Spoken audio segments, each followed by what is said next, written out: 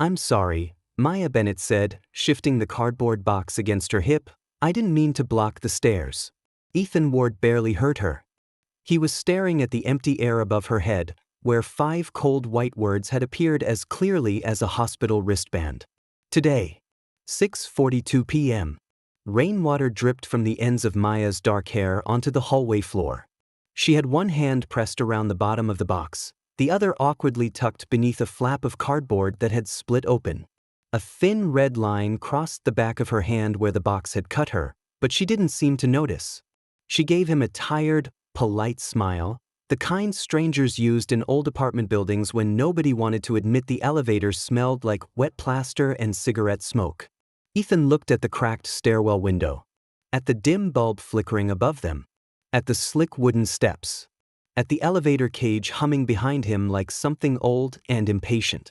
Then he looked back at the impossible date above Maya's head. 2 hours. She had 2 hours left. Are you okay? He asked. The question came out too fast.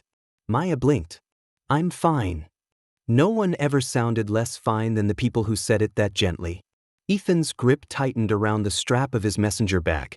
He had been awake for almost 20 hours. His night shift had ended late because a 12-car accident on Starro Drive had backed up half the city and flooded the dispatch board with calls.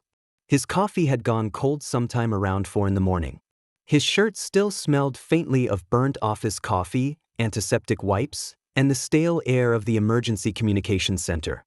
He had come home wanting nothing more complicated than a shower, 2 eggs, and 5 hours of dreamless sleep. Instead, the woman who had just moved into 2B was standing in front of him with her death written above her head. Maya shifted the box again. The books inside slid with a heavy thud. Sorry, she said. Long moving day. My arms stopped cooperating somewhere around box 8. Ethan stepped toward her before he decided to. Let me take that. Oh, you don't have to. I know. She hesitated, probably because he had said it like an instruction instead of an offer. Ethan softened his voice. He was good at that.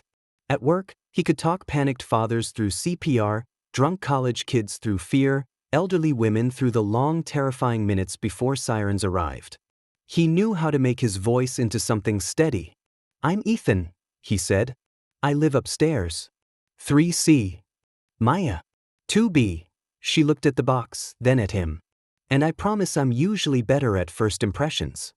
Bleeding on the hallway floor is memorable. She glanced at her hand, surprised, as though her body had done something without consulting her. Oh, great. Come on, Ethan said. I've got bandages upstairs. Her smile faded by a fraction. It's just a scratch. It's an old building. The last time they painted these railings, Reagan was probably president. Let me clean it. I have a first aid kit. Do you know where it is? That made her pause. For half a second, something almost amused moved across her face. Somewhere in a box labeled either bathroom or regrets. Those are easy to mix up. She gave a short laugh, not because the joke was good, but because it had surprised her. Then she seemed to remember herself. She adjusted the box again and took a small step backward, toward her apartment door. Thank you really. But I can manage. Above her head, the words did not flicker. They did not change. They waited. Today. 6:42 p.m. Ethan had learned long ago that death dates were not suggestions. They appeared over every person he met, clean and silent and impossible to explain. Some hovered decades away. Some were close enough to make his skin go cold. Most were ordinary in the cruelest way. A date far enough in the future that the person beneath it still believed in errands, bills, bad coffee, grudges, dental appointments, and all the small immortal things people built their days around. He had first seen one at 17, above his mother's head, on a Tuesday morning when she was standing at the kitchen sink in his old house in Worcester, peeling an orange with her thumbnail. June 11th. 9:17 p.m. That same day. He had stared at the words until she noticed. What? She'd asked, smiling. He had said nothing. For 14 hours, he had said nothing. By 9:17 that night, she was gone. At first, Ethan had believed the dates were warnings. He tried everything. He called people back from curbs. He unplugged space heaters. He stole car keys. He convinced one man at a gas station not to drive home, only to learn later that the man had slipped in his own shower and cracked his skull at the exact minute Ethan had seen. Another time, he had saved a woman from stepping into traffic on Boylston Street, and her date jumped forward by 9 days. For 9 days, Ethan had believed he had beaten death. On the 9th day, she died of an aneurysm while laughing with her sister over lunch. After that, he stopped pretending he understood mercy. He became a dispatcher because he could not stop listening for disaster, but he learned to keep his hands off other people's lives unless danger was immediate, visible, undeniable. A fire, a fall, a choking child, a man with a gun, something the world itself would accept as real.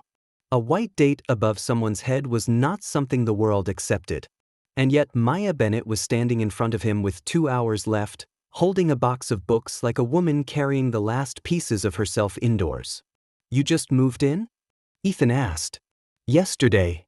She glanced toward her door. "Technically.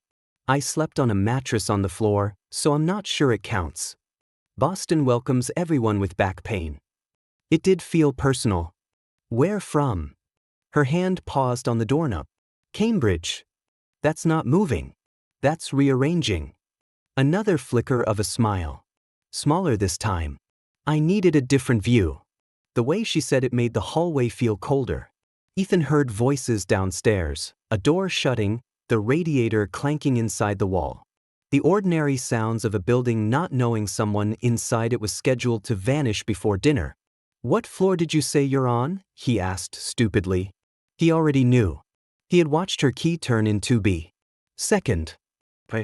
"I only ask because the mailboxes are messed up. Stuff gets mixed around. Packages too. Sometimes people don't know they have things waiting." "I'll check." "The elevator sticks between 2 and 3. I noticed. And the front steps get slippery after rain." Now she looked at him fully. Ethan knew the look.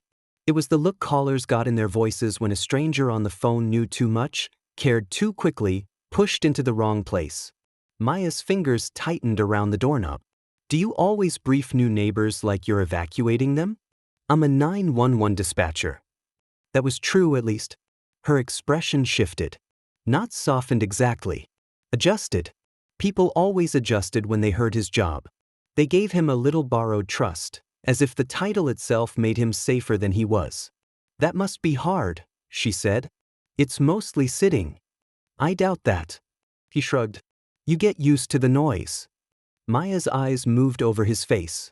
She had gray-green eyes with shadows beneath them, and something about her stillness was beginning to frighten him more than the date. She did not seem nervous. She seemed finished. "Well," she said, "tonight you can rest." "I'm fine." She pushed open her door with her elbow. Ethan panicked. "Wait." Maya stopped. He reached for the first lie he could find. "The building manager," he said. "Gloria. She asked me to tell the new tenant in 2B about the heat." "The heat? It can cut out. Old boiler. If it happens, you should come upstairs." Her eyebrows lifted. "To your apartment?" "No. If you need to. Or knock. Or call Gloria. Or me. I can give you my number." It was too much. He heard it even as he said it. His voice had gone from neighborly to desperate in less than 10 seconds. Maya did not move. Behind her, Ethan could see a narrow slice of her apartment. A stack of sealed boxes. A bare wall. A lamp on the floor. No pictures. No plants. No messy evidence of arrival. Just the clean, temporary arrangement of someone who had unpacked only what was necessary. Maya set the box down inside her doorway with careful control. Then she straightened. "You seem kind," she said. Ethan's stomach dropped. People used that tone when they were putting distance into words. "But I don't know you," she continued. "And you don't know me. I'm not trying to." "You are." Not angry. Just clear. "Whatever this is, you're trying to do something." Ethan's throat tightened. He could tell her. He could say, "You are going to die at 6:42 tonight. I don't know how. I don't know why. But I know." He had imagined saying those words hundreds of times to hundreds of strangers. He had imagined the police reports, the psychiatric hold, the fear in people's faces, the way they would look at him as if he had threatened them instead of warned them.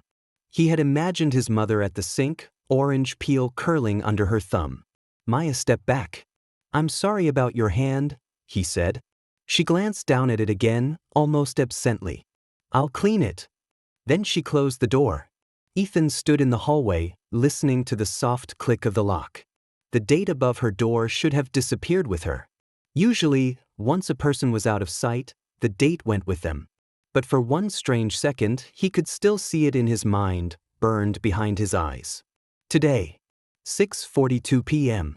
Then, like a clock correcting itself, the time changed. Today, 6:31 p.m. Ethan took a step back. His hand went cold around his bag strap. He had tried to help, and he had moved her death 11 minutes closer. The first rule of dispatch was not comfort. It was location. Where are you? That was always the first thing Ethan needed to know. Before the injury, before the story, before the crying, before the blood, before the gunshots in the background. Where are you?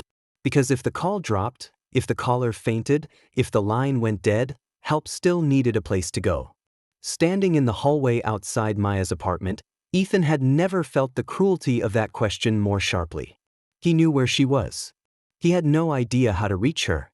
For a while, he did nothing but stand there. Rain tapped against the stairwell window. Someone's television laughed faintly behind a wall. The old elevator descended with a metallic groan. Life continued with its usual lack of interest. Then Ethan moved. He checked the stairwell first. The light on the landing flickered, so he pulled out his phone and took a picture to send to Gloria. The steps were wet near the window where the frame leaked. He found a folded napkin in his coat pocket and wiped them dry, then felt ridiculous and kept going. He took the elevator down, listening to the machinery strain. It was old but not dangerous. Slow, not murderous. In the lobby, the mailboxes were dented and misnumbered. Nothing threatening there unless Maya planned to die of unpaid gas bills. The front door stuck in damp weather. The mat was curled at one corner, so he flattened it with his shoe. Outside, Boston smelled like rain, exhaust, and wet brick. A bus hissed at the corner. A cyclist shouted at a delivery van. The sky was the flat pewter color that made late afternoon feel like evening before it had earned the right. Ethan scanned everything. Traffic. Sidewalk cracks. Construction scaffolding half a block down. A loose metal sign over the dry cleaner. The crosswalk light that changed too fast. He watched a man drop his phone in the gutter and a woman drag a reluctant terrier past the entrance. Nothing pointed to 6:31. Nothing ever pointed when he needed it to. He called Gloria. She answered on the fourth ring with a voice like she had been smoking since 1978 and had opinions about everyone born after. "If this is about the radiator knocking, Ethan, I told you, the plumber's coming Tuesday." "It's about 2B, he said. "The new one." "Maya Bennett." "What about her? Any issues with the unit? Gas? Wiring? Window locks? Anything?" "Hello to you too." "Sorry." "Hi, Gloria." "That's better. What's going on?" "I met her in the hall. She cut her hand on a box. I just wondered if everything in the apartment was safe." Gloria paused. "You wondering as a dispatcher or as a man who needs a hobby?" "Both. The unit's fine. I had Louise check it before she moved in. Smoke detector works. Stove works. Windows painted shut, like every window in this building, which is apparently charming until people want air." "Did she say anything to you?" "Like what?" "I don't know. Anything strange." Gloria's voice lowered a little. She was quiet. Paid first and last. Asked if the building was noisy at night. Asked if people mostly kept to themselves. Ethan closed his eyes. People mostly kept to themselves. She got references, Gloria added. Good ones. Used to teach somewhere fancy, I think. Music. Piano maybe. Why? A truck rolled through a puddle, sending brown water over the curb. "I'm not sure," Ethan said. "Well, get sure before you scare my tenant." Too late, he thought. He ended the call and looked up at the building. Maya's window faced the side alley. There were no curtains yet, just blinds pulled halfway down. No movement behind them. His phone showed 5:09 p.m. 82 minutes. He could call for a welfare check. He had done it before with less. An uneasy feeling. A strange message. A caller who went silent. But welfare checks needed more than a neighbor being sad and private. He knew exactly how the police would respond if he said, "I met her 10 minutes ago and she seemed too calm." They would knock. She would deny everything. They might leave. Or they might force their way into the life of a woman who had already asked him to stop pushing. And the date had moved earlier. Ethan went back inside. On the second floor, he noticed things he had missed before. A bag of neatly folded clothes sat near Maya's door, tied shut with twine. A sticky note on it read donation in small, careful handwriting. Beside it was a stack of folders labeled taxes, lease, medical, Lily. Ethan froze at the last word. Lily. A person's name. Not a bill. Not a utility. A wound, filed alphabetically among the practical pieces of life. Beside the folders were 3 children's music books, the kind with bright cartoon notes on the covers. One had a torn sticker on it, M.S. Bennett's room. Ethan crouched before he could stop himself. He did not touch anything. He just looked. This was not moving in. This was arranging an exit. The door opened. Ethan stood so fast his knee cracked against the donation bag. Maya stood barefoot in the doorway, her hair now pulled back in a loose knot. The cut on her hand had been cleaned and covered with a small square bandage. She held a roll of tape. For a second neither of them spoke. Then she looked down at the folders by his feet. "Wow," she said quietly. "You really do not understand boundaries." Heat rose up Ethan's neck. "I'm sorry." "Are you?" "Yes." "What were you doing?" He could have lied better if he had more sleep. "I was worried." "That's not an answer." "I know." Maya leaned one shoulder against the doorframe. She looked exhausted but not fragile. That was the mistake people made, Ethan thought. They saw pain and assumed weakness. Maya did not seem weak. She seemed like someone who had carried something heavy so long that setting it down might destroy her. "You're a stranger," she said. "A stranger I met 15 minutes ago. You don't get to be worried in a way that makes me feel watched." "You're right." That seemed to surprise her. Ethan swallowed. "You're right. I handled this badly." "Handled what?" The words sat between them. Handled. As if she were a call. The case. A situation. A problem with a procedure. Ethan glanced at the air above her head. Today. 6:31 p.m. It had not changed again. Not yet. "I have a bad habit," he said carefully. "Because of work. I notice things. Sometimes too much." "And then you inspect your neighbor's paperwork?" "No. That part's new." A small line appeared between her eyebrows. Against her will, maybe she almost smiled. Almost. Then she looked tired again. "I'm not in danger," she said. Ethan said nothing. Her eyes narrowed slightly. "You don't believe me." "I believe that you believe you're in control." The second it left his mouth, he knew it was wrong. Maya went still. "Oh," she said. "There it is." "I didn't mean." "You did." She stepped back, but she didn't close the door yet. Her voice stayed quiet, which made it worse. "You have no idea what kind of control I have or don't have. You don't know what I've lost. You don't know what people have already decided about me. You don't know what I've had to listen to from people who thought concern gave them permission." Ethan felt every word land where she intended. Concern gave them permission. "I'm sorry," he said again. This time she looked at him for longer. "I believe you," she said. "I also need you to stop." Behind her, the apartment looked exactly as empty as before. Boxes against the wall. A floor lamp with no shade. A mug on the counter. No music playing. No smell of dinner. Nothing soft. Ethan's dispatcher mind kept reaching for questions. "Are you alone? Do you have a plan to hurt yourself? Do you have the means?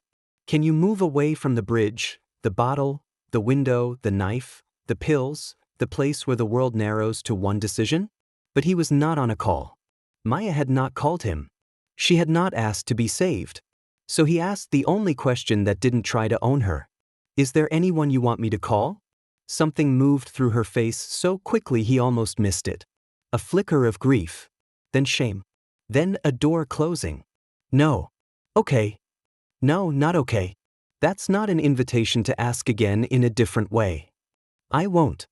She searched his face, perhaps deciding whether to believe that. Then she bent, picked up the folders and tucked them under one arm. The folder labeled Lily pressed against her gray sweater. At the sight of it, her fingers tightened. Ethan noticed. She noticed him noticing. Good night, Ethan. It was not night. The hallway window still held a weak gray light. But he understood dismissal when he heard it. Good night, Maya. She closed the door again, more gently this time. Ethan stood outside it until he hated himself enough to move. By 5:38, he was back in the emergency communications center, though his shift did not officially begin until 7. The room was built for urgency but somehow always felt half asleep. Rows of desks faced rows of monitors.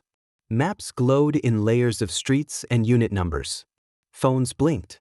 Radios murmured. A printer coughed out reports no one wanted to read. Someone had left a half-eaten granola bar beside a keyboard. Ethan sat at his station with his headset in his hand, not yet on his head. Across the aisle, Rowan Pike looked up from her screen. You look terrible, she said. Always nice to see you too. No, usually you look like a haunted substitute teacher. This is worse. Rowan had been a dispatcher for 12 years and had earned the right to sound unimpressed by almost anything. She wore her gray hair cropped short, kept peppermint gum in her desk, and knew exactly when to joke before a bad call and when not to speak after one. Ethan glanced at the wall clock. 5:39. 52 minutes. Rowan followed his gaze. You're early. Couldn't sleep. That's because you treat sleep like a rumor. He opened the incident queue, then closed it. Rowan's expression shifted. What happened? Nothing. Don't insult both of us. Ethan rubbed his hands over his face. There were things he had never told Rowan. Things he had never told anyone. But she knew the shape of some wound without knowing its name. People who worked nights together learned each other's ghosts by silhouette.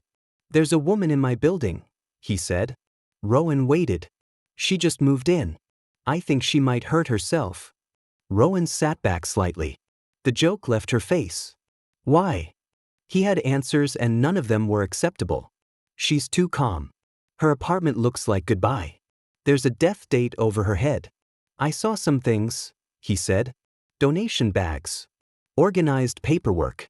She's isolated. She said enough that I got worried. Did she say she wanted to die? No. Did she mention a method? No. Any weapons? Pills?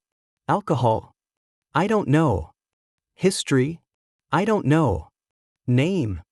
Maya Bennett. Rowan typed something, then stopped herself. I'm not running a person because you got a feeling. I didn't ask you to. You were about to. He looked at the clock again. 5:42.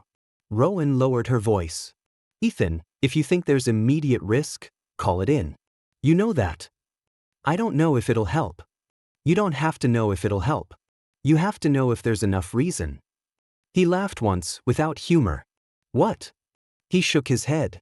Talk to me, she said. He stared at the screen. A call came in on another line, and a dispatcher 2 desks down answered with calm precision. 911, what is the address of your emergency? Ethan heard the phrase and felt something old split open. The kitchen in Worcester. The orange peel. His mother humming under her breath. The date above her head. His own silence pressing against his teeth. I keep thinking, Ethan said, about how sometimes by the time people sound calm, they've already made the decision. Rowan's eyes changed. Is this about your mother? Ethan looked at her. She didn't apologize. Rowan had known him long enough to know that his mother was a room he never entered. She had also known him long enough to knock anyway. I don't talk about that, he said. No. You don't talk about anything that actually happened to you. He stood. Forget it. Ethan.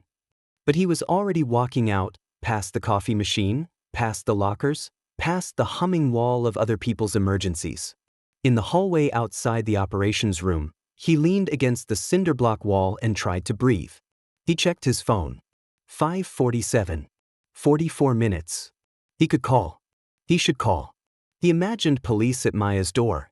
He imagined her face closing, not in anger but in confirmation. Of course. Another person had decided she could not be trusted with herself. Another person had turned her pain into a scene. He imagined doing nothing. He imagined 6:31 arriving like a door shutting. His phone buzzed. A text from Rowan. You don't have to save everyone alone. But if you're going to act like a person, not a siren. Ethan stared at it. Act like a person, not a siren. He left the center without clocking in. By the time he reached his building again, his shirt was damp with sweat under his coat, though the air had turned colder. He took the stairs 2 at a time until he reached the second floor. Maya's door was closed. The donation bag was gone. The folders were gone. The hallway seemed too quiet. Ethan raised his hand to knock. Then he stopped. Don't bring your professional habits to my door. You don't know what I need. Concern gave them permission. He lowered his hand. Instead, he sat down on the top step of the stairwell, with his back against the wall beside her door but not touching it. The stairwell smelled faintly of dust and wet wool. Somewhere below, Gloria was arguing with someone about recycling bins. Ethan rested his elbows on his knees. Maya, he said not loudly. I'm not going to knock. Silence. I'm not going to come in. I'm not going to call anyone right now. He stopped because he hated the sound of himself. Just what? Just don't die? Just let me undo the one thing I never undid? Just prove my life has been more than watching numbers no one else can see? He tried again. I was wrong earlier, he said. I treated you like a situation. I'm sorry. Nothing. He leaned his head back against the wall. At work, people call on the worst day of their lives. Sometimes the worst minute. And I have a script. Not because scripts fix anything, but because panic steals language from people. So I ask the same questions. Where are you? Are you breathing? Is there bleeding? Are you alone? A floorboard creaked inside Maya's apartment. Ethan kept his eyes on the opposite wall. Sometimes I can help, he said. Sometimes I can't. Sometimes all I can do is stay on the line and count breaths with someone until the ambulance arrives. Sometimes the ambulance doesn't arrive in time. His voice roughened. I used to think the worst calls were the loud ones. Screaming, crying, people begging. But they're not. The worst ones are quiet. Someone says, I'm sorry to bother you. Someone says, I know you're busy. Someone says, I'm fine, and they sound so polite you want to reach through the phone and hold the door open before they close it. The apartment remained silent. But he could feel her there. He didn't know how. Maybe he heard a shifted breath. Maybe the building changed around listening. Maybe he was imagining it because he needed to. I'm not asking you to say anything, he said. I just didn't want the hallway to be empty. Minutes passed. Ethan checked the time. 6:03. 28 minutes. He did not look at the peephole. He did not stand. He did not knock. His legs began to ache from the stairs. A radiator pinged. A child laughed somewhere on the first floor. The building breathed around them. Then, from behind the door, Maya's voice came so softly he almost missed it. Do they? Ethan lifted his head. Do they what? The people on the phone. The pause. Do they get better? He closed his eyes. There were comforting lies that people accepted because the alternative was too heavy. He had told some of them. Everyone had. The world ran on small mercies. But Maya had not asked for mercy. She had asked for truth. Not always, he said. The silence after that was thin enough to cut. Then he added, some do. Inside, he heard something scrape against the floor. A chair maybe. Or a piano bench. Some get through the night, he said. That's not nothing. For a long time, she didn't answer. Then she said, I used to tell children that. Ethan did not move. About music, Maya continued. Not exactly that. But close. If they were frustrated, if they couldn't play a piece, I'd say, you don't have to master the song today. You just have to make it to the next note. A sound came from inside the apartment. Not crying. Something smaller. A breath that broke and was caught before it could become anything louder. I was a music teacher, she said. I heard. Another pause. From who? Gloria. Maya gave the faintest laugh. Of course. She said piano. Mostly. Elementary school. Some chorus. Some recorders, unfortunately. Recorders are a public health issue. They really are. The almost laugh that followed was real enough to make Ethan's chest hurt. Then it faded. There was a girl in my class, Maya said. Lily Hargrove. 7 years old. She had this very serious face, like she was a tiny judge. She hated singing alone but loved correcting everyone else's rhythm. She gave me a card once. Maya stopped. Ethan waited.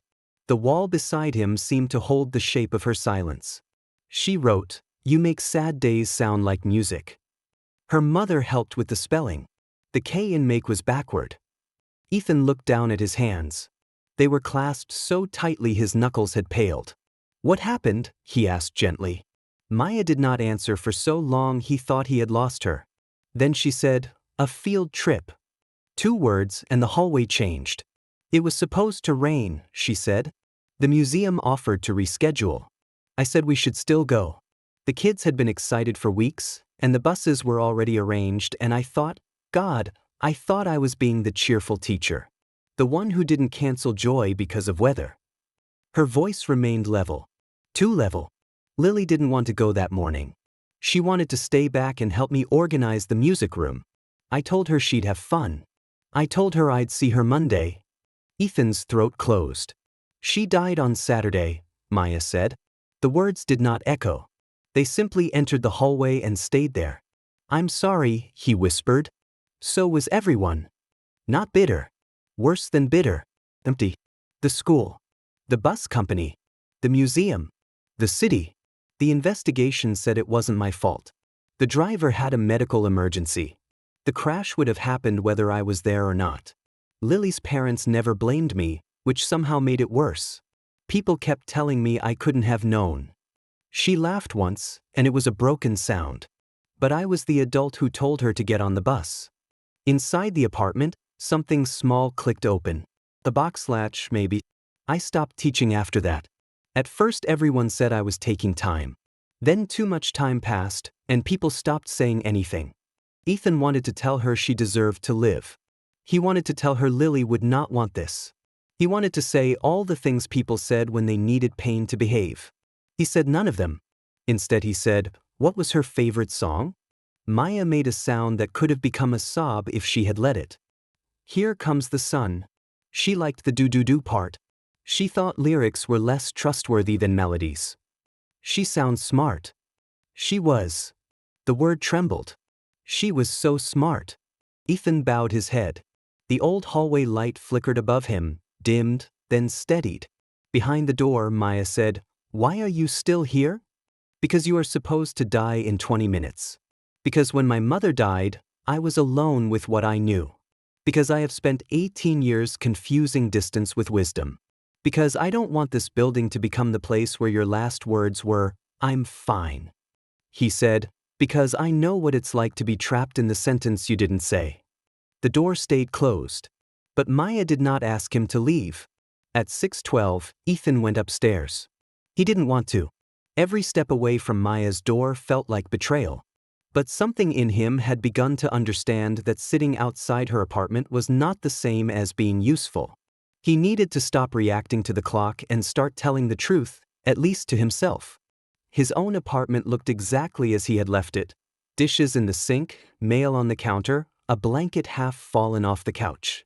The living room smelled faintly of coffee and dust. Through the window, the city lights had started to come on. Ethan went to the closet.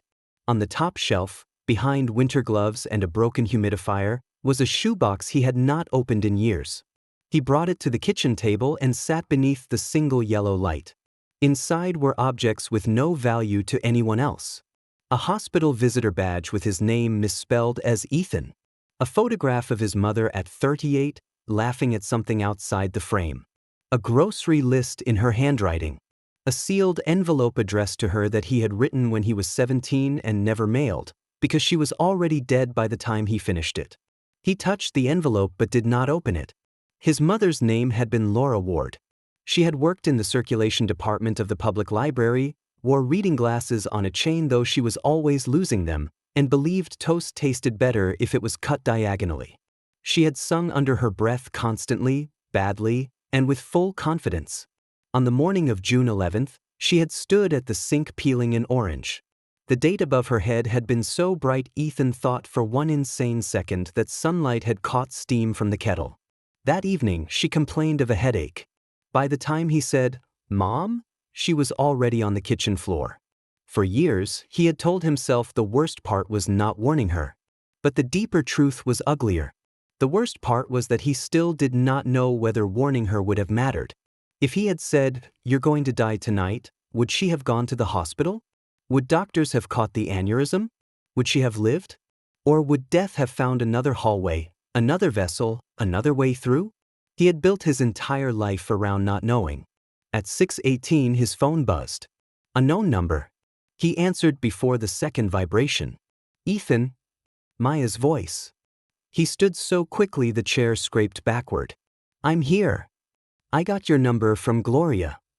"Okay." A breath. "Can you come downstairs?" He was already moving. He took the stairs fast, then forced himself to slow before the second floor. When he turned the corner, Maya's door was open. She stood in the doorway wearing a gray wool coat over jeans and a sweater.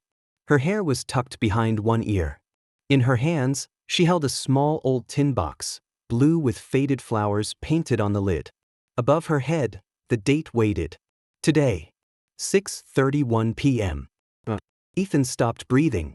The time had not returned to 6:42. It was still 6:31. 13 minutes. Maya looked at him carefully. "Can you walk with me?" Everything in Ethan rebelled. "No, stay here. No, sit down. No, give me the box. No, let me call someone. No, let me make your choice smaller than your pain." But she stood there looking at him with a fragile steadiness that had taken all her remaining strength to assemble. She had not asked him to save her. She had asked him to walk. "Where?" he asked. "Just outside." He nodded. "Okay." Her eyes searched his face, perhaps for the trap.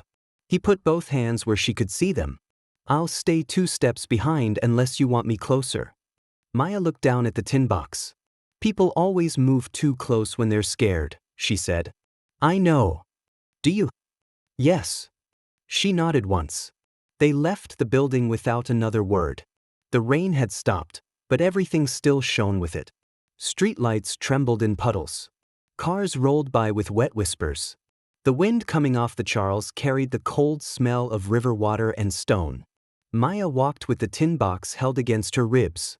Ethan stayed beside her now, not behind, because the sidewalk narrowed and she did not move away. They passed the dry cleaner, the corner store, a cafe closing for the evening. Inside, a barista stacked chairs upside down on tables. The simple continuity of it all felt obscene. Receipts printed. Couples argued softly over umbrellas. A man jogged past with earbuds in, his death date hovering 34 years away. Maya noticed Ethan looking at people. "You scan rooms?" she said. "Occupational hazard." "No. It's more than that." He didn't answer. They reached the footbridge near the river at 6:26. Ethan felt the time like pressure behind his eyes. Maya stepped onto the bridge. The metal surface was slick beneath their shoes. Below, the Charles moved darkly under the reflected city lights. The water did not look violent. That made it worse. Halfway across, Maya stopped. Ethan stopped too. The date above her head remained. Today. 6:31 p.m.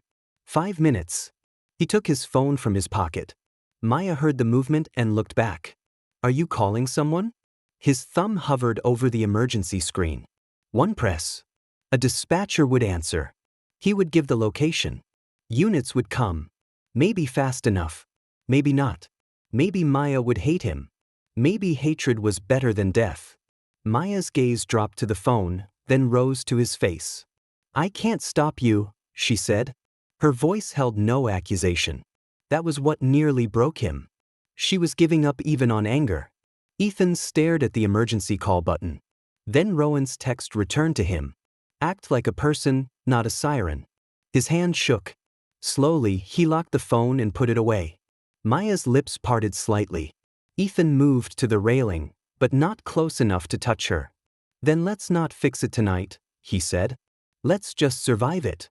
For the first time since he had met her, Maya looked afraid. Not of him. Of the small, terrible possibility that she might want to believe him. She turned back toward the river.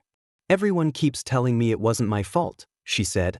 They say it like that should fix something. It doesn't. No. The river moved below. I tried therapy, she said. I tried medication. I tried moving apartments, changing routines, deleting the school calendar from my phone. I tried not looking at the news. I tried looking at it until I felt nothing. I tried visiting Lily's parents once. Her hand tightened on the box. Her mother made tea. Can you imagine that? She made tea for me. She asked if I was sleeping. Her daughter was dead, and she asked if I was sleeping. Ethan said, people in pain still worry about other people. I hated her for it. Maya's face twisted, and this time she did not smooth it away. I wanted her to blame me. I wanted her to say the thing everyone was politely avoiding. But she hugged me. She said Lily loved music because of me. She said I had given her something good. Maya laughed through tears. Do you know how unbearable forgiveness is when you don't believe you deserve it? Ethan looked at his hands. Yes. Maya turned slightly. He had not meant to say it. The bridge lights buzzed overhead. My mother died when I was 17, he said. I'm sorry. I knew it was going to happen. Maya's expression changed, but she did not interrupt. He swallowed. I don't mean I had a feeling. I knew.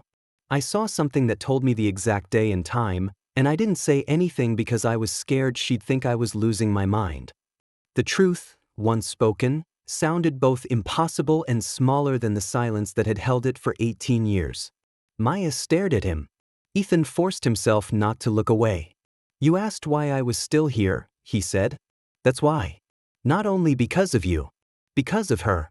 Because some part of me has been standing in that kitchen my whole life, trying to become the kind of person who says something in time. The wind lifted Maya's hair from her cheek. What did you see? She asked. He looked at the air above her head. The date waited. Today. 6:31 p.m. 2 minutes. Dates, he said. Above people. When they die.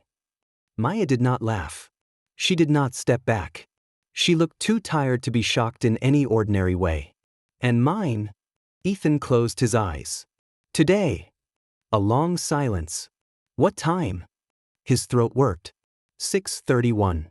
Maya looked toward the river. The minute turned. 6:30. Ethan could see the time on his phone screen through the fabric of his pocket because he knew exactly where it was. Maya opened the tin box. Inside were small things arranged with almost ceremonial care. Folded letters. A photograph of a little girl with dark braids and a missing front tooth. A purple plastic hair clip shaped like a butterfly. A card, worn soft at the corners. Maya lifted the card. Her hand shook. She gave this to me on a Thursday, she said. She died 2 days later. Ethan read the crooked letters in marker. You make sad days sound like music. The K in make was backward. Maya held it against her chest. I don't want to die, she whispered. Ethan's heart stopped. She closed her eyes hard, as if the confession hurt more than the opposite. I just don't know how to keep being the person who lived. The clock in Ethan's mind reached towards 6:31.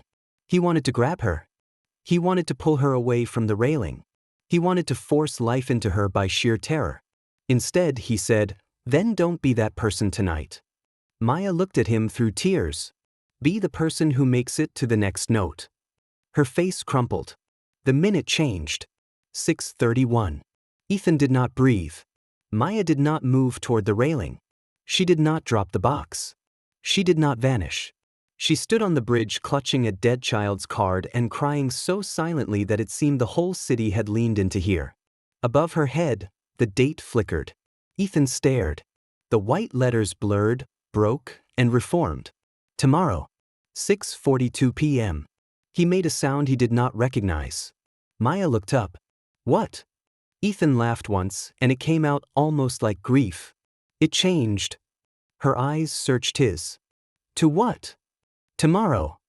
She absorbed that. Not with joy. Not exactly. Joy would have been too simple, too rude to everything that still hurt. Tomorrow was not salvation. Tomorrow was a handhold. Maya looked down at Lily's card. I only get one day? I don't know. Maybe that's fair. No, Ethan said, more sharply than he meant to. It's not fair. Maya's mouth trembled. No, it isn't. For a moment, they stood together in the wet cold, letting unfairness exist without trying to solve it. Then Maya said, do people like us really get to start over? Ethan thought of his mother, of the sealed letter on his kitchen table, of every date he had watched from a safe distance, of every quiet caller who had said they were fine. Maybe not start over, he said. Maybe we carry them and take one step anyway. Maya looked at the bridge beneath her feet. Then she took one step back from the railing. It was small. It was everything. They walked home slowly. Neither of them tried to fill the silence. Ethan stayed close enough that Maya would not feel abandoned and far enough that she would not feel managed. Every few minutes she looked down at the tin box as if surprised to find herself still holding it. The city had shifted into evening. Restaurant windows glowed. A couple under one umbrella passed them laughing about something ridiculous. A cyclist rang a bell at no one in particular. When they reached the apartment building, Gloria was in the lobby wrestling with a jammed package locker. She glanced up at them. You two look like a funeral and a weather report, she said. Maya wiped her face quickly.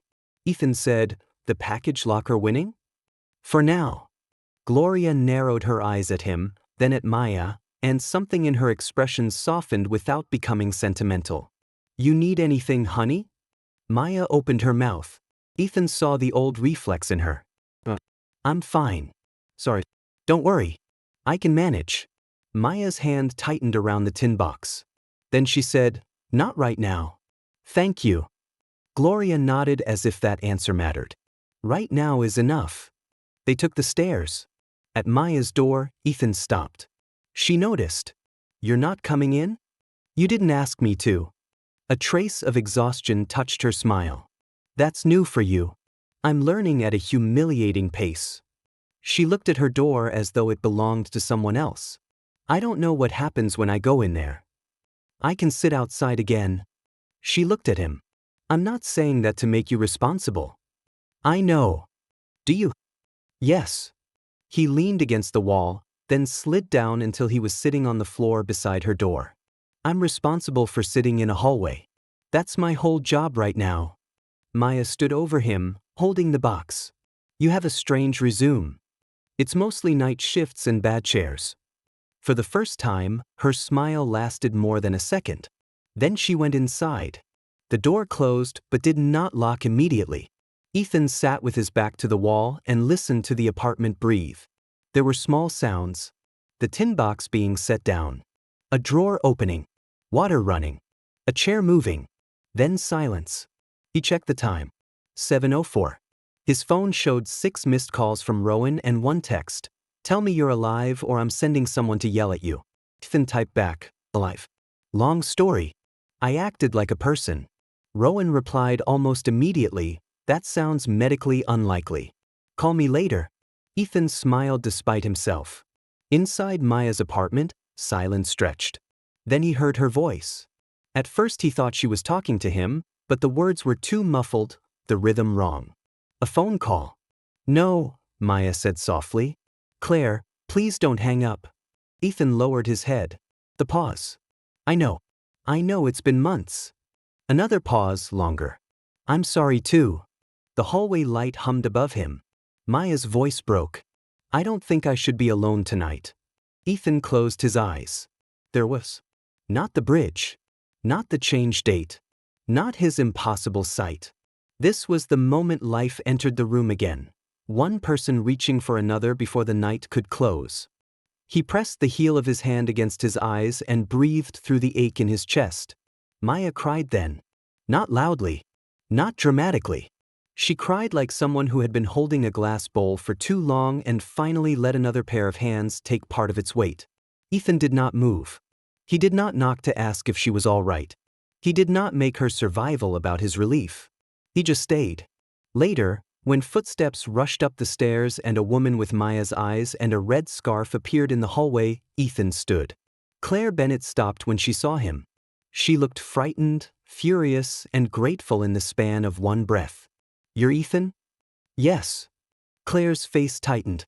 "She told me you stayed." "I did." "Why?" It was a fair question. Ethan looked at Maya's closed door. "Because she asked me to walk," he said. Claire studied him for a second longer, then nodded as if that answer passed some test he had not known he was taking. Maya opened the door. When she saw Claire, her face collapsed. Claire crossed the hall and wrapped her arms around her sister so fiercely that Maya made a sound like she had been struck. "I'm mad at you," Claire said into her hair. "I know. I'm so mad. I know. Don't ever do this alone again." Maya's hands clutched the back of Claire's coat. "I didn't know how to come back." Claire cried then too. "Well," she said, voice shaking, "start with my couch. It's ugly, but it's available." Maya laughed against her shoulder. It was wet and small and alive. Ethan stepped away toward the stairs. Maya lifted her head. "Ethan." He stopped. She looked at him over Claire's shoulder. Her face was swollen from crying. Her hair had come loose. She looked wrecked, embarrassed, and more present than she had in the hallway that afternoon. "Thank you," she said. He wanted to say something meaningful. Something worthy of the bridge, the date, the card, the way tomorrow had appeared above her like a fragile match struck in the dark. Instead, he said, "Make it to breakfast." Maya nodded. "I can do breakfast." That night, Ethan did not go to work. He called Rowan from his kitchen table with the shoebox open in front of him. He did not tell her everything. He was not ready to explain the dates, not yet, maybe not ever. But he told her about Maya. The bridge. His mother. Rowan listened without interrupting. When he finally stopped, she exhaled softly. "You know," she said, "surviving the night doesn't mean you're done." "I know." "Do you?" He looked at the photograph of his mother. "No," he said, "but I'm starting to."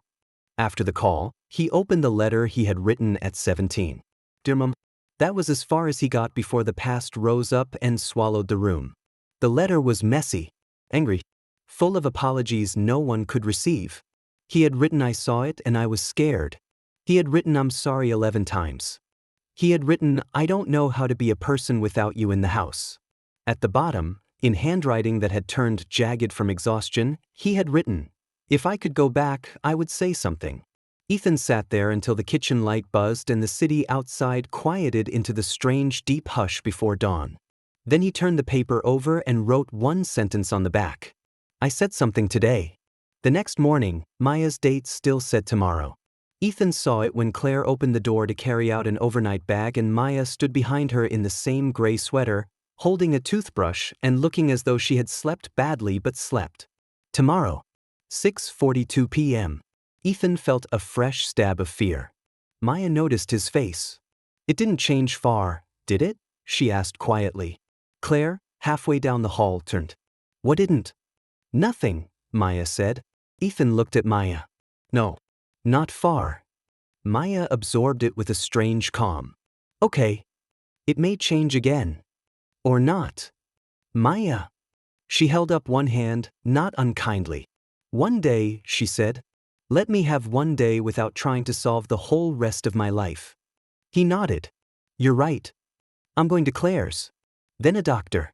Then maybe the support group she keeps texting me about in capital letters." Claire called from the stairs, because subtlety failed. Maya rolled her eyes, and the gesture was so ordinary that Ethan almost smiled. "I'm not cured," Maya said. "I know. I might still have bad nights. I know. You can't sit outside my door for all of them. I know that too." She studied him. "Do you?" He deserved that. "I'm learning at a humiliating pace," he said again. This time she smiled. At 6:42 that evening, Ethan was at the dispatch center when Maya's date changed. He was taking a call from a man whose husband was having chest pains. Ethan's voice stayed steady, his questions clear. Breathing. Aspirin if available. Unlock the door. Stay with him. Help is on the way.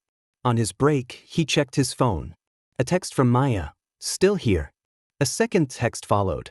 That sounded more casual in my head. Ethan stared at the screen for a long moment. Then he typed, "Casual is overrated." 3 dots appeared. Disappeared. Appeared again. Maya.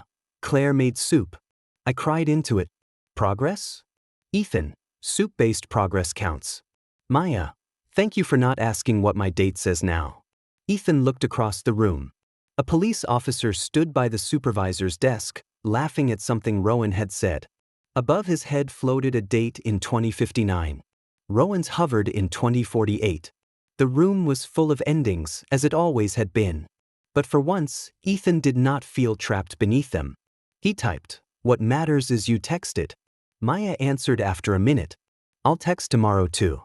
Her date, when he saw her 3 days later, had moved to the following week. Then 2 weeks. Then 1 month. It did not leap forward all at once. There was no cinematic burst of light, no declaration from the universe that Maya Bennett had been officially returned to the living. Her life came back the way feeling returns to a hand gone numb, painfully, unevenly, with pins and needles and doubt. She stayed with Claire for 9 days. On the 10th, she returned to 2B with her sister, 2 bags of groceries, and a houseplant Claire insisted was emotionally low maintenance. "It's a snake plant," Claire told Ethan in the hallway. "Very hard to kill." Maya gave her a look. Claire winced. "Poor phrasing." Ethan said, "I've killed 3. Maya looked at him. "That's not comforting." "I didn't say I was good with plants." Claire pointed at him. "See? Honesty. I like him." Maya unlocked her door. "Please don't." Too late. Ethan saw the date above Maya's head, 6 weeks away. It frightened him. But Maya was carrying groceries. Claire was complaining about the stairs. The snake plant existed in its ugly plastic pot. Life was making small, stubborn claims. Maya went to therapy twice a week. She hated one therapist and kept the next. She attended a grief support group in a church basement that smelled like coffee, old carpet, and lemon cleaning spray. The first time she went, she sat in the parking lot for 20 minutes and called Ethan from her car. "I can't go in." "You don't have to." That was not the inspiring speech I expected. "I can try again." "Go in or I'll steal your plant."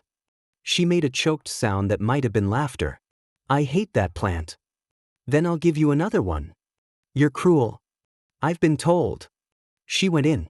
She stayed 12 minutes. The next week she stayed 30.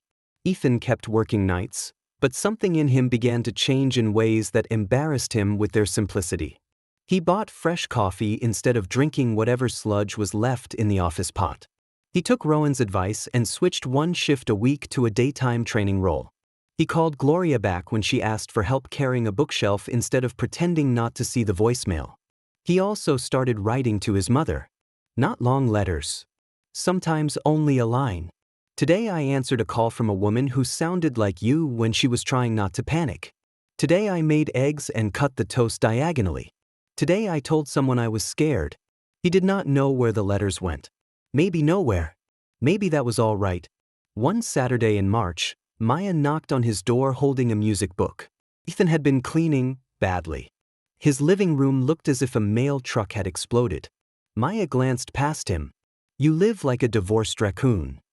"I've never been married, so technically I'm just a raccoon." "Good to clarify." She stepped inside for the first time. It felt strangely intimate, though there was nothing romantic about the circumstances. She wore a navy sweater and boots, her hair tied back. She looked healthier, though Ethan had learned not to mistake appearance for truth. Her date hovered years away now, but not as far as he wanted. He suspected he would always want more time for people than the world gave. Maya held up the music book. "The community center on Tremont is looking for volunteers." "For what?" "Kids' music class. Once a week." She swallowed. "Beginner piano. Singing. Possibly recorders if society collapses." Ethan said nothing too quickly. Maya looked down at the book. Claire thinks I should try. What do you think? I think Claire should mind her business. And under that? Maya rubbed her thumb along the book's spine. I miss it. The room changed around the 3 words. I hate that I miss it, she added. That makes sense. Does it? Yes. She sat on the edge of his couch, then immediately moved a stack of envelopes aside with 2 fingers. Sorry, Ethan said. No, I like the archaeological honesty. He picked up the envelopes and set them on the table. Maya's gaze fell on the shoebox, now sitting on a shelf instead of hidden in the closet. The lid was open. A photograph of Laura Ward rested on top. Your mom? Maya asked. Yeah. She had your eyes. She had better everything else. Maya smiled gently. Do you still see dates? Ethan nodded. Mine? Yes. Is it bad? No. She let out a breath. Do I want to know? I don't think so. She nodded slowly. Okay. That was trust, Ethan realized. Not the dramatic kind. Not blind faith. Something harder. She was choosing not to turn him into an oracle. He was choosing not to turn her into a countdown. Maya opened the music book on her lap. I'm scared that if I teach again, I'll feel happy for 5 seconds and then remember I have no right to. Ethan sat across from her. What would you tell a kid who said that? Her mouth tightened. I would say feelings aren't rewards for good behavior. There you go. I hate when my own advice is used against me. It's very annoying. She looked at the page. The notes were simple. Almost insultingly so. I don't know if I can walk into a room full of children. Then don't decide that today. What do I decide? Whether you can email the volunteer coordinator. Maya stared at him, then laughed softly. You're getting better at this. At what? Not dragging someone to the finish line. Ethan leaned back. Humiliating pace. She smiled. Then her eyes grew wet. I still hear Lily sometimes, she said. He stayed quiet. Not like a ghost. Not exactly. I hear what she would have said. If a song is too slow, she would have sighed dramatically. If someone clapped offbeat, she would have looked personally betrayed. Maya wiped beneath one eye with the heel of her hand. I'm scared teaching means replacing her. No, Ethan said. It means she's still part of the music. Maya looked at him. He worried he had said too much, too cleanly, too close to the kind of comfort that hurt. But she only looked down at the open book. Maybe, she whispered. She emailed the volunteer coordinator that night from Ethan's kitchen table because her Wi-Fi was down and because, she admitted, if she went back downstairs she might lose courage somewhere between floors. The first class was scheduled for April. On the day of it, Ethan almost did not go. Maya had invited him with the exaggerated casualness of someone pretending the invitation did not matter. It's not a performance, she had said. You don't have to come. It's just 10 children banging on instruments while I reconsider my life. What time? You work nights. I can move sleep around. That sounds unhealthy. It already is. She looked at him then, and for a second something unspoken passed between them. By April, their relationship had become difficult to define. They were not dating. They were not just neighbors. They had coffee some mornings when Ethan came home and Maya was leaving for therapy or errands. She texted him pictures of the snake plant with captions like "still alive," against all odds. He sent her dispatch center vending machine reviews. They had built something that stood carefully before romance, older than flirtation, more fragile than friendship. Trust, perhaps? The community center was in a renovated brick building with bad parking and cheerful posters taped to the windows. Ethan arrived 5 minutes late and stood in the doorway of a small music room painted a brave shade of yellow. Maya sat at an upright piano with a semicircle of children around her. Some were cross-legged on the floor. One boy held a tambourine like a weapon. A little girl in purple glasses watched Maya with solemn suspicion. Maya looked pale. Above her head, her date hovered 41 years away. Ethan saw it and felt his chest loosen. Then Maya placed her fingers on the keys. For one measure, she played perfectly. Then she struck the wrong note. It was small. Most of the children probably didn't notice. But Ethan saw Maya's shoulders freeze. Her hands lifted from the keys. The room waited. Something old had reached through time and touched her. The boy with the tambourine said, "Was that part of it?" A few kids giggled. Maya stared at the keys. Ethan stood in the doorway, not moving closer. He watched her breathe. Twice. Then the girl in purple glasses said, with grave authority, "My dad says jazz is when mistakes cost money." Maya blinked.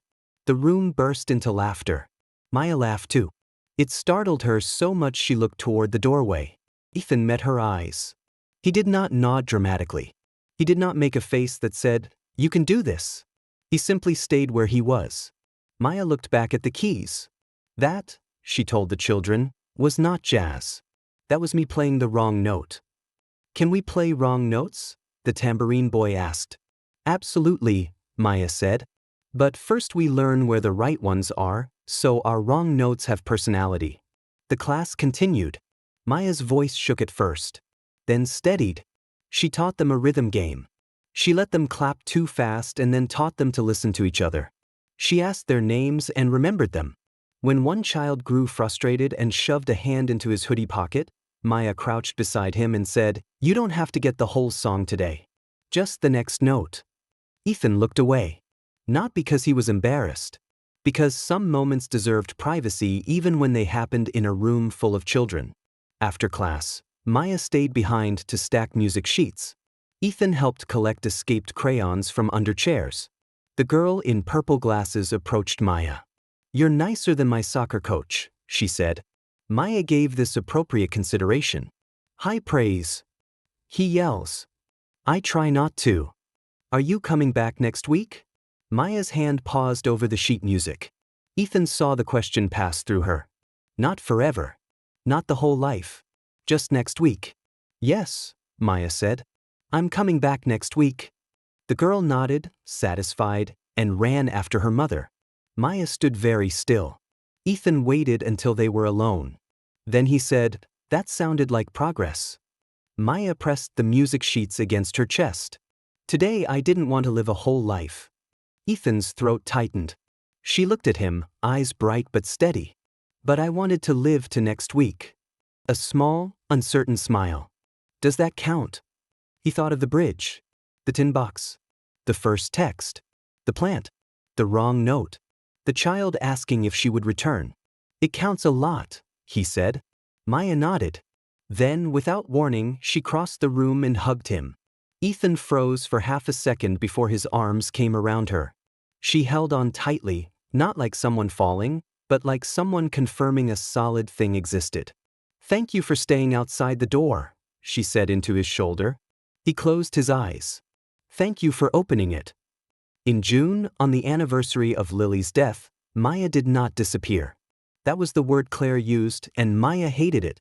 "I did not disappear," Maya said at Ethan's kitchen table 2 days before the anniversary. "I withdrew with intention." Claire, on speakerphone, snorted.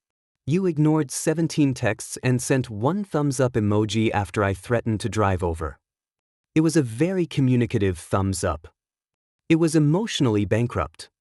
Ethan poured coffee and said, "As a neutral party, I fear the thumbs-up emoji has become hostile in modern usage." "Thank you," Claire said. Maya pointed at him. "You are not neutral. You're easily influenced by soup." "That soup saved your life," Claire said. "That soup was mostly salt. Salt is life." The conversation made Ethan smile, but beneath it he could feel the tension in Maya. She had been sleeping badly for a week. She still went to therapy. She still taught Saturday music. She still made jokes. And some days, grief still came into the room and took the chair closest to her. Progress did not evict pain. It only made space for other things too. "What do you want to do that day?" Ethan asked after Claire hung up. Maya wrapped both hands around her mug. "I don't know. Part of me thinks I should visit her grave. Part of me thinks that's for her family, not me. Part of me wants to stay in bed and be terrible at being alive." "You're allowed terrible." "I'm tired of allowed." He understood that. Maya looked toward his shelf, where the shoebox sat. "What do you do on your mother's anniversary?" I used to work double shifts. And now? He hesitated. Now I'm trying something else. What? I don't know yet. Maya smiled faintly. Very inspiring. I specialize in incomplete growth. She looked down into her coffee. I want to play for Lily, she said. The sentence seemed to surprise both of them. At the center? No. Somewhere else. Somewhere outside. She liked being outside even when she complained about bugs. Maya's eyes softened with memory. There's a little park near her old school. We used to take the kids there after concerts if the weather was good. Lily once told me squirrels were just rats with public relations. Ethan laughed. She was right. She usually was. So on June 11th, Ethan and Maya went to the park. Maya brought a small portable keyboard borrowed from the community center. Claire came too, carrying lemonade and an expression of aggressive tenderness. Gloria sent cookies, claiming she had made too many, though everyone knew Gloria did nothing accidentally. They set up beneath a maple tree. No ceremony. No speeches. No public performance. Just Maya, Ethan, Claire, a plate of cookies, and the warm early summer air moving through leaves. Maya placed Lily's card on the keyboard stand. You make sad days sound like music. Her hands trembled before she began. Ethan stood a few feet away. Close but not too close. Maya played, Here Comes the Sun. Not perfectly. The borrowed keyboard sounded thin and a little ridiculous. Halfway through, a dog barked. A delivery truck groaned past. Claire cried openly and pretended not to. Maya played anyway. When she reached the do-do-do part, she laughed through tears. Ethan did too. The song ended gently. No miracle followed. No sign. No sudden peace descending from the branches. But Maya touched the card with 2 fingers and whispered, I'll see you in the music room. Not Monday. Not in some impossible undoing of time. In the music room. Where memory could live without becoming a grave. Afterward, Ethan walked home alone. Maya had gone with Claire for dinner, insisting she would text later. Ethan believed her. That belief felt new. He stopped at a small grocery store and bought oranges. At home, he stood at his kitchen sink and peeled one with his thumbnail. The smell rose bright and sharp. For a moment he was 17 again, and his mother was beside him, humming badly, sunlight on her hands. The old grief came. It always would. But this time Ethan did not step away from it. He set the orange sections on a plate and opened his shoebox. He took out his mother's photograph and placed it against the sugar jar. I said something, he told her. His voice sounded strange in the empty kitchen. I don't know if it was in time. I don't know what time even means anymore. But I said something. He ate one orange slice. Then another. He cried standing up, one hand on the counter, the city murmuring beyond the window. When the crying passed, the kitchen was still the kitchen. The plate still held orange slices. The world had not transformed. But something inside him had loosened its grip. Late that night, Maya texted. I played the wrong chord twice. Ethan wrote back, strong jazz influence. She replied, Lily would have hated that explanation. Then, are you awake? He smiled faintly. Occupationally, this. A minute passed. Maya, do you ever wish you couldn't see them? The dates. Ethan looked out the window at the building across the alley. A man stood in one lit apartment washing dishes. Above his head floated a date years away, blurred by distance. For most of his life, Ethan would have answered yes without hesitation. He had hated the dates, feared them, built rules around them, used them as proof that closeness was a liability and love was simply grief waiting for its appointment. Now he did not know. He typed slowly, sometimes, but not today. Maya answered, why not today? Because today I saw someone play music for a child she lost. Because today I peeled an orange. Because today the dates did not feel like orders. They felt like reminders. He sent, because knowing time is limited is awful. But pretending it isn't didn't make me braver. Maya did not reply for several minutes. Then, that sounds like something my therapist would make me write down. Ethan, bill her. Maya, good night, Ethan. Ethan, good night, Maya. Months passed in the uneven, ordinary way months do. Summer thickened over Boston. The old building grew warm and irritable. Gloria declared war on the recycling habits of the third floor. Rowan convinced Ethan to take a weekend off and then mocked him when he didn't know what people did on Saturdays. Maya's snake plant survived. Against all expectations, so did a basil plant, though Maya insisted that was because Claire had threatened it. Maya kept teaching at the community center. At first 1 class, then 2. She did not return to full-time teaching, not yet. She said the thought made her chest close. But she stopped saying never. Ethan visited sometimes. Not every week. Maya did not need an audience for every brave thing she did, and he was learning that love, in whatever form it was taking, did not require constant witness. One evening in late August, they sat on the front steps of the apartment building eating takeout from the Thai place around the corner. The air smelled like basil, hot pavement, and the first hint of rain. A young couple walked past arguing about directions. A delivery driver cursed at his phone. Gloria shouted from an upstairs window that someone had left laundry in machine 2 for 3 hours and she was not running a textile hospice. Maya laughed so hard she had to put down her noodles. Ethan looked at her. Her date hovered far above her now. Many years. Not enough. Never enough. But enough that he could look at her face instead. What? She asked, catching him. Nothing. That was a suspicious nothing. I was just thinking. Historically dangerous. He smiled. She nudged his shoe with hers. Say it. He looked down at the takeout container in his hands. I used to think seeing the dates meant I was supposed to prevent something. Then when I couldn't, I decided it meant I was supposed to stay away. He paused. I think maybe it only means I don't get to pretend people are permanent. Maya's expression softened. That's a hard way to learn that. Yeah. She looked toward the street. A breeze moved her hair against her cheek. I used to think surviving meant betraying Lily, she said.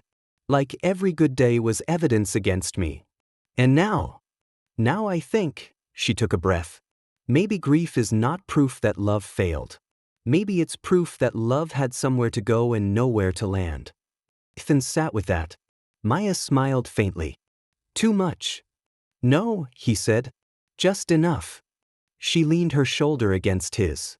It was the kind of touch that could have been casual if both of them had not gone so still. Neither moved away. For a few minutes, they sat like that while the city continued around them, indifferent and generous all at once. Then Maya said, I'm not ready to make this into something. Ethan looked at their shoulders touching. Okay. But I don't want to pretend it's nothing. His heart moved carefully. Okay. She turned her head to look at him. You say okay a lot when you're scared. I'm trying not to overperform emotional maturity. How's that going? Humiliating pace. She smiled. Then she reached for his hand. Not dramatically. Not like a movie. She simply placed her fingers over his on the step between them and waited to see if he would turn his palm upward. He did. Their hands fit imperfectly. Her fingers were cool. His had a small scar near the thumb from a kitchen accident years ago. Nothing about it solved anything. That was why it felt real. The rain began 5 minutes later, soft at first, darkening the sidewalk in scattered spots. Maya looked up. We should go in. Probably. Neither of them moved.